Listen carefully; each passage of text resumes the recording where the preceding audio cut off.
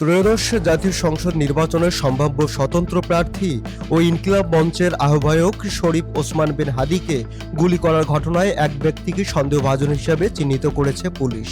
আইন শৃঙ্খলা রক্ষাকারী বাহিনীর ভাষ্য অনুযায়ী ওই ব্যক্তির নাম ফয়সাল করিম দাউদ খান, যিনি দাউদ খান নামেও পরিচিত। তাকে ঘিরে নানা প্রশ্ন ও কৌতূহল তৈরি হয়েছে। অনুসন্ধানে জানা গেছে ফয়সাল করিম একসময় কার্যক্রম নিষিদ্ধ আওয়ামী লীগের ভাতৃপ্রতিম সংগঠন ছাত্রলীগের রাজনীতির সঙ্গে যুক্ত ছিলেন।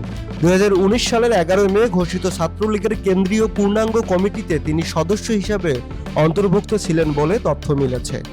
নির্বাচনী তফসিল ঘোষণার পরদিন শুক্রবার দুপুরে রাজধানীর পুরানা পল্টনের বক্স কালভার্ট রোড এলাকায় গুলিবিদ্ধ হন ইনকিলাব মঞ্চের আহ্বায়ক ও ঢাকা 8 আসনের সম্ভাব্য প্রার্থী ওসমান হাদি। প্রত্যক্ষদর্শীদের মতে মোটরসাইকেলে থাকা দুর্বৃত্তরা তাকে লক্ষ্য করে গুলি চালিয়ে দ্রুত ঘটনাস্থল ত্যাগ করে। ওসমান হাদির প্রতিষ্ঠিত ইনকিলাব কালচার সেন্টার সহ বিভিন্ন স্থানে ফয়সাল করিমের সঙ্গে তোলা সাম্প্রতিক কিছু ছবি সামাজিক যোগাযোগ মাধ্যমে ছড়িয়ে পড়ে। এসব ছবির ব্যক্তির সঙ্গে হামলাকারীর চেহারার মিল থাকায় তাকে সন্দেহের তালিকায় রাখা হয়েছে। বিষয়টি নিয়ে বিভিন্ন গণমাধ্যমেও প্রতিবেদন প্রকাশিত হয়েছে। এদিকে ঢাকা মহানগর পুলিশ ডিএমপি জানিয়েছে, সিসিটিভি ফুটেজ বিশ্লেষণের মাধ্যমে ওই ব্যক্তিকে শনাক্ত করা হয়েছে। ডিএমপি তার ছবি প্রকাশ করে নাগরিকদের কাছে তথ্য চেয়েছে।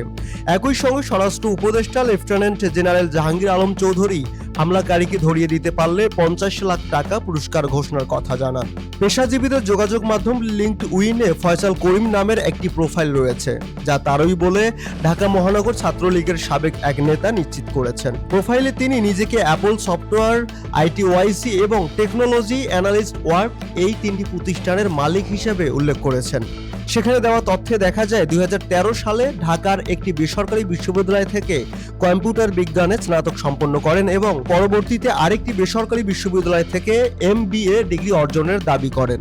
ছাত্রলীগের একটি সূত্র জানায়, জুলাই গণ অভ্যুত্থানের সময় আন্দোলনকারীদের দমনে আওয়ামী লীগ ও সহযোগী সংগঠনের নেতাকর্মীদের সঙ্গে মাঠে সক্রিয় ছিলেন ফয়সাল করিম। একই সূত্র নিশ্চিত করেছেন যে ওসমান হাদির ওপর গুলির ঘটনায় সন্দেহভাজন ব্যক্তি ও কেন্দ্রীয় ছাত্রলীগের সাবেক সদস্য ফয়সাল করিম দাউদ খান একই ব্যক্তি। এর আগে গত 28 অক্টোবর ঢাকার আদাবরের বায়তুল আমান হাউজিং সোসাইটি এলাকায় ব্রিটিশ কলম্বিয়া স্কুলের 4র্থ তলায় একটি অফিসে অস্ত্রের মুখে 17 লাখ টাকা লুটের ঘটনা ঘটে। ওই ঘটনায় আদাবর থানায় দায়ের করা মামলায় ফয়সাল করিম প্রধান আসামি ছিলেন। মামলার পর 7 নভেম্বর র্যাব তাকে আদাবর এলাকা থেকে গ্রেপ্তার করে। এ সময় তার কাছ থেকে 2টি বিদেশি পিস্তল, 2টি ম্যাগাজিন, 5 রাউন্ড গুলি, 3টি মোবাইল ফোন ও 5,000 টাকা উদ্ধার করা হয়। এই মামলায় চলতি বছরের 16 ফেব্রুয়ারি হাইকোর্ট থেকে জামিন পান। পরে জামিনের মেয়াদ বাড়াতে 12 আগস্ট আবেদন করলে আদালত নতুন করে 1 বছর জামিন মঞ্জুর করেন। জামিনে থাকা অবস্থায় এবার তার বিরুদ্ধে ওসমান হাদিকে গুলি করার অভিযোগ উঠেছে। ঘটনাটি তদন্তে আইন শৃঙ্খলা রক্ষাকারী বাহিনীর তৎপরতা অব্যাহত রয়েছে। রায়হান কিবরিয়া, তিস্তা টিভি।